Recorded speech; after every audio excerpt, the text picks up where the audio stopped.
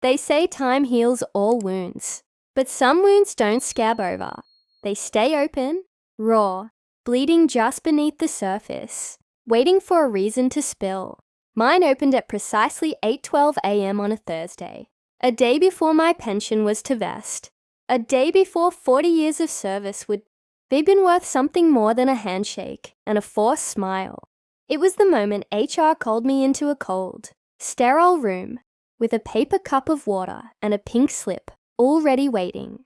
I'd been with Dynaxon Systems since before they even had a logo, before venture capital, before IPOs, before the glossy headquarters, marble lobbies, and espresso machines. I'd been the one who stayed late when we had no clients and no cash, the one who held servers in my car overnight when we had no secure storage, the one who skipped weekends, anniversaries, and birthdays to build something that would last. And it did last, because of me, not because of the people in suits who came later, not because of the board who cashed in every quarter, but because I wrote the code. I designed the architecture. I built the framework that made them rich. And still, there I sat, across from a nervous 28-year-old HR rep named Lindsay, who couldn't even make eye contact. Her hands trembled slightly as she slid the termination letter across the table. Effective immediately, it read, due to internal restructuring and future forward alignment. Future forward alignment. I had aligned their future. Every product they sold, every contract they boasted, every database query that returned in under 40 milliseconds. That was me.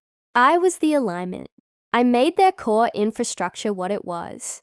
But here they were, trimming fat, the same way you cut off a branch you think you've already climbed. They forgot the roots were still mine. I didn't speak. I didn't ask why. I didn't ask for time. I didn't even ask for my box.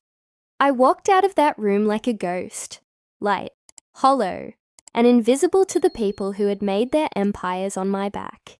And as I stepped into the hallway, faces turned away, co-workers I had mentored, engineers I had trained, even the IT director I had hired.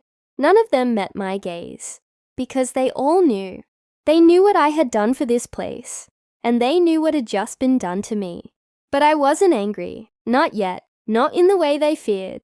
No, what I felt was colder than anger, quieter, slower, a deep stillness, the kind of stillness that settles over a chessboard, seconds before the queen moves across it and ends the game. By the time I got home, 8:43 a.m., I'd already received the deactivation notice for my company credentials. VPN, disabled. Email, locked. Internal systems, blocked. They'd moved quickly, I'll give them that.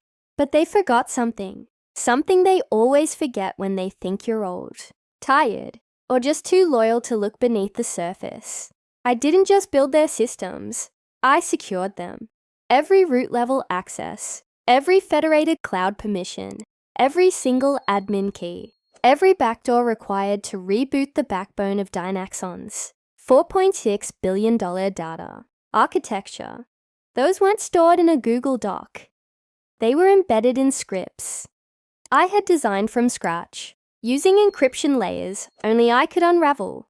Because while they were hiring consultants to make PowerPoints, I was hardening our infrastructure against threats they couldn't pronounce. But the real secret, there was no documentation. None of the junior devs knew how the patchwork of legacy systems truly talked to one another. They had relied on me to keep it running, to keep it breathing. And I had, until 8:12 a.m. At 9:04 a.m., I brewed coffee. Black, no sugar. Just the way I liked it on days when storms were coming. At 9:07 a.m., I logged into a private server I kept off-grid, one I built years ago, not out of paranoia, but out of knowing that one day they'd forget who I was. And at 9:14 a.m., I initiated the ping. It wasn't malicious, not yet. It was a heartbeat, one I'd installed at the foundation of our system. A ping that checked for my signal every 72 hours. If it didn't hear from me, it would slowly begin to restrict access to Tier 1 functions. It was designed to protect the architecture in case I ever went missing. But now I was very much present, and I wanted it to listen. It did. By 9:19 a.m., Tier 2 protocols began executing. Internal dev environments started running in sandbox mode. Internal traffic slowed to a crawl. And then came the third wave, redirection. Internal databases routed themselves through an invisible node, one tied to my private digital signature, one I alone could see. And finally, at 9:26 a.m., just 74 minutes after they showed me the door, I was now the silent administrator of Dynaxon's empire. They wouldn't notice immediately. Systems don't scream when they shift. They hum. And Dynaxon was too big, too fast, too arrogant to hear the hums anymore. But I heard them. Every byte of data now echoed through my hands. I didn't delete anything. I didn't leak a single record. I simply owned the flow. Because when you build the river, you control the current. By noon, the first outage was reported. Internal dashboards stopped updating. API endpoints began timing out. Customer-facing applications started returning error. 503s. The CTO, Victor, a man who once told me my syntax was getting rusty, scrambled to isolate the issue. I knew exactly where he would look. Logs, pipelines, DNS reroutes. But none of it would lead anywhere, because the heartbeat I'd installed wasn't in the system logs. It lived beneath them. At 1:12 p.m., they called my personal cell. Not Lindsay from HR this time.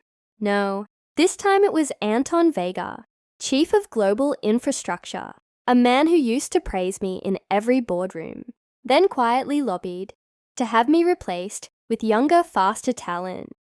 "Robert," he began, his voice too smooth, "we're experiencing some irregularities. We're hoping you might... Look, we know what happened this morning. It wasn't personal. We were forced into a tight position, restructuring and all. I didn't interrupt. I just let the silence stretch. I think," he continued, his voice cracking slightly, "I think you may have some insight into the recent anomalies. Anomalies. That's what they called the foundation crumbling. Beneath their feet, anomalies, like... I was a ghost in the machine, but I wasn't haunting them. I was simply reminding them what they chose to forget." I replied slowly, calmly, "Anton, I no longer work for Dynaxon. As you said, it wasn't personal." There was a pause, 1 full second, then 3. "I'm authorized to make things right," he said. "Consulting fee, retainer, whatever's fair." Fair. That word. It rolled around in my mouth like ash. "Anton," I said, "I was 48 hours from the pension I earned. Fair would be a signed apology and 40 years of equity. But you don't have that kind of budget." He sighed, tried to pivot, offered more. But I ended the call. By the next morning, Dynaxon's entire customer dashboard went dark. Banks, hospitals, retailers, all began filing support tickets. It wasn't ransomware. It wasn't sabotage. It was silence. Silence in a system that had grown too loud to notice. The hand that fed it was gone. By noon Friday, the CEO herself, Delia Granger, called. She never once returned my emails during my final year, too busy flying to summits and retreats. But now, her voice was brittle. Corporate armor cracking. "Robert," she said, "I won't waste your time. What do you want?" And I told her. Not revenge, not lawsuits, just recognition. I wanted my pension, yes. But more than that, I wanted the architecture transferred, officially, to a foundation in my name, a non-profit devoted to ethical infrastructure. I wanted them to admit they built their empire on my back. And I wanted that written in their next investor briefing. It was quiet on the other end. Then slowly she said, "Done." And just like that, control began returning to their hands. Not all at once, just enough to breathe. But I didn't go back. I didn't reclaim my badge or ask for a corner office. I walked away, quietly, knowing they'd never again look at a single line of code without wondering who had truly written it, without asking themselves if maybe, just maybe, they had misjudged the one man who knew where all the wires were buried.